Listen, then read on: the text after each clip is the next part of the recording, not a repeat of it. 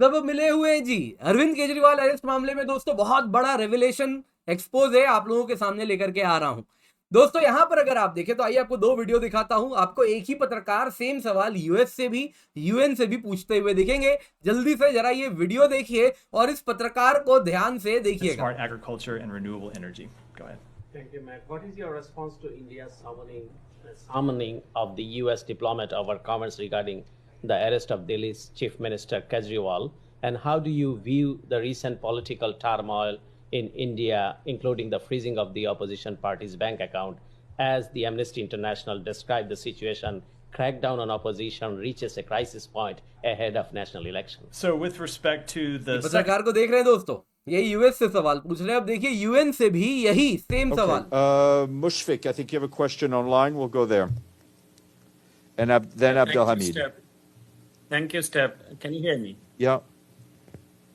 How do you perceive the political unrest in India just before the national election with the arrest of Delhi's chief minister and the freezing of the opposition Congress party's bank accounts? The right groups describe the situation as a crackdown on opposition reaching a crisis point ahead of the national election. दोस्तों यहाँ पे आप जैसा देख सकते हैं same व्यक्ति है मुशफिकुल फजल अंसारी, जो कि सेम सवाल यूएस से यूएन से पूछ रहे हैं। अब जाहिर सी बात है इनकी कुंडली तो खुलनी थी। अब जब दोस्तों कुंडली खुली तो बहुत कुछ पता चला है। यहां पर दोस्तों हमें क्लियरली दिख रहा है इसके पीछे जॉर्ज सोरोस खड़े हैं, इसके पीछे नेशनल एंडाउमेंट फॉर डेमोक्रेसी जो कि सेकंड सीआईए कहा जाता है वो भी खड़ा है। इतना ही नहीं दोस्तों, यहाँ पे बांग्लादेशी नेशनलिस्ट पार्टी जो जिया है, जो सरकार में आना चाह रही थी, जिसको भारत ने शेख हसीना को क्लियरली सपोर्ट किया है, और उस वजह से भी अगर आप देखें तो यूएस ने बांग्लादेशी चुनाव में इंटरफेयर नहीं कर पाया। जो बाइडेन ने लाख प्रयास किया उसके बावजूद यहां पर दोस्तों हंटर बाइडेन का भी कनेक्शन आ रहा है।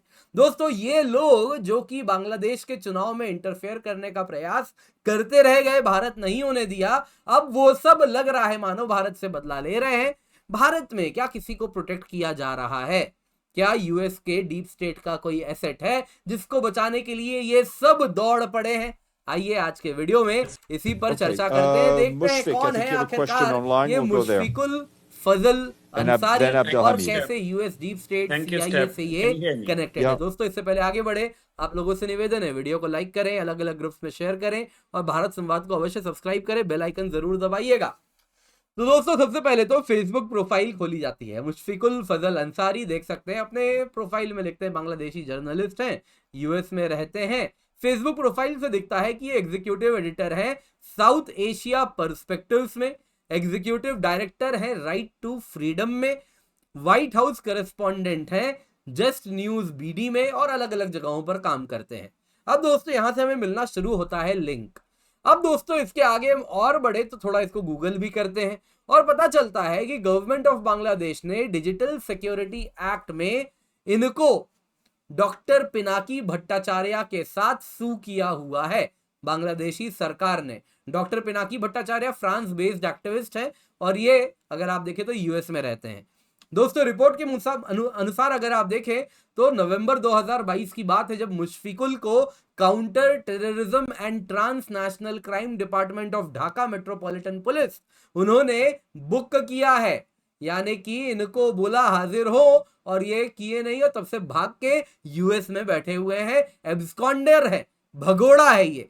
इसके आगे बढ़े दोस्तों तो ये बांग्लादेश में एक वेब पोर्टल चलाया करते थे, जैसे भारत में आपको मालूम ही है ना वो न्यूज क्लिक और वायर, न्यूज लॉन्ड्री ये सब जो चला करती थी, उसी प्रकार का एक वेब पोर्टल बांग्लादेश में चलता था जिसको बांग्लादेशी सरकार ने बैन किया था 2015 में।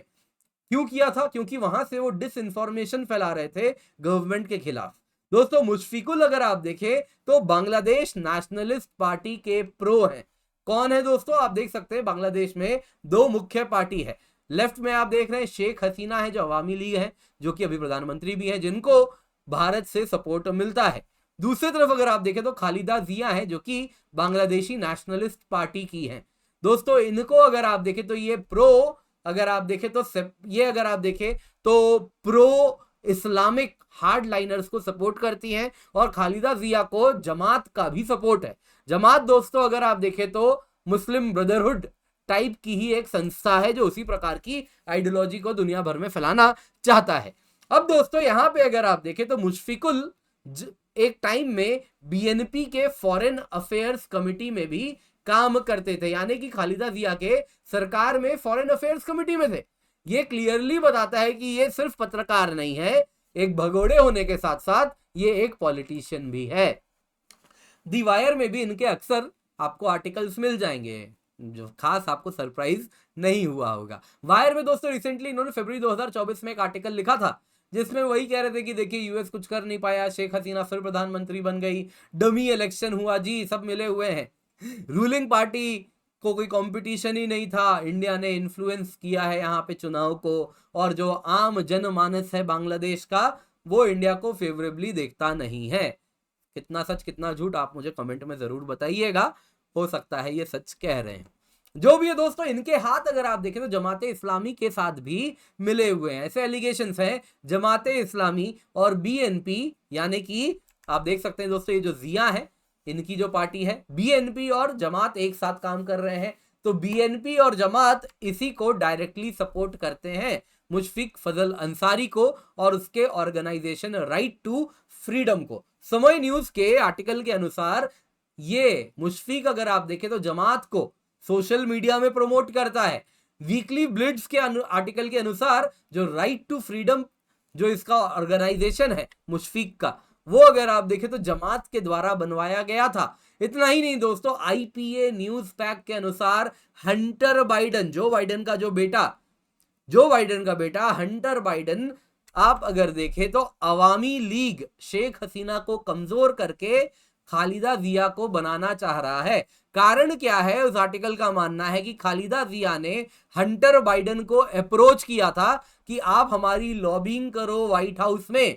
इस प्रकार के एलिगेशंस उन पर अलग अलग देशों से भी लगे हैं।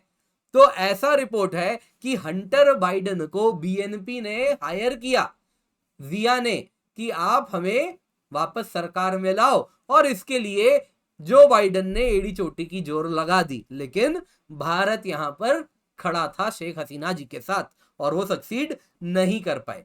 अब दोस्तों यहां पे रिपोर्ट के अनुसार ये भी है कि बीएनपी ने हंटर बाइडन को अप्रोच किया और इसीलिए हंटर बाइडन ने अपने खास आदमी, रादर जो बाइडन ने अपने खास आदमी विलियम बी मैलम, इनको अपॉइंट किया गया राइट टू फ्रीडम में कि ये मुशफिक के साथ मिलके काम चलाएंगे और ये डेमोक्रेटिक पार्टी में काफी इंफ्लुएंशियल पोजीशन पे आते हैं।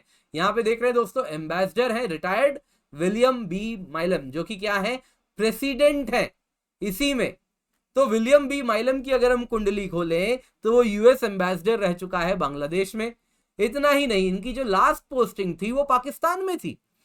ये दोस्तों विलियम बी मैलम अगर आप देखें तो सीनियर पॉलिसी स्कॉलर है वुड्रो विल्सन सेंटर में, जिसमें ओपन सोसाइटी फाउंडेशन से पैसा आता है, फोर्ड फाउंडेशन जो कि सीआईए का एक्सटेंडेड आर्म है उससे भी पैसा आता है। अब दोस्तों यहां से खुलने शुरू हो गए डीप स्टेट के तार। डीप स्टेट के तार अगर आप देखें तो मुशफिक के अब हम गए एक्स के बायो में, ट्विटर के बायो में, उसमें अगर आप देखें तो वो क्लियरली लिखता है कि he is a JDN fellow और executive director at right to freedom तो है ही। तो यहां पे ये JDN क्या है? JDN को जब हमने देखा तो पता चला भाई ये तो OCCRP, जो कि जॉर्ज सोरोस की संस्था है ना, Adani group project Soros backed OCCRP's report. Soros backed है OCCRP और वही जर्नलिस्ट डेवलपमेंट नेटवर्क चलाता है, और जर्नलिस्ट डेवलपमेंट नेटवर्क यानी सोरोस के द्वारा इस व्यक्ति को ग्रूम किया गया है, मुशफिकुल को। इतना ही नहीं दोस्तों, राइट टू फ्रीडम की अगर आप बात करें तो official partner right to freedom का नेशनल एंडाउमेंट फॉर डेमोक्रेसी है। NED को दोस्तों सेकंड CIA कहा जाता है। इसमें तो कोई शर्म हया ही नहीं है, डायरेक्टली यूएस कांग्रेस इसे फंड करती है और रिजीम चेंज ऑपरेशंस ग्लोबली ये करने का प्रयास करता है। NED CIA in disguise, NED a tool of US foreign policy for subversion. Cuban experts का भी यही कहना है। रशिया में नवेल्नी की बात करें तो उसमें भी यही था, नेशनल एंडाउमेंट फॉर डेमोक्रेसी ने ही उसको सपोर्ट किया था। तो जहां भी रिजीम चेंज करना होता है वहां NED आता है, जो डायरेक्टली यूएस के द्वारा फंडेड है, CIA के द्वारा ऑपरेटेड है, और वही NED इसको भी सपोर्ट कर रहा है।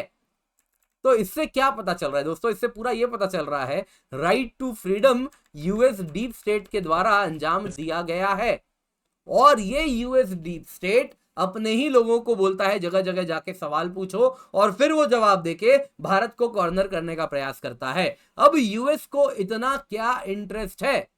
कुछ दिन पहले की बात है, हेमंत सोरेन तो फुल फ्लेजेड मुख्यमंत्री थे, एक प्रॉपर राज्य के मुख्यमंत्री थे। अरविंद केजरीवाल जी तो यूटी के हैं, सीएम भी, मतलब बहुत लिमिटेड पावर्स हैं। फिर क्यों यूएस इतना इंटरेस्ट ले रहा है?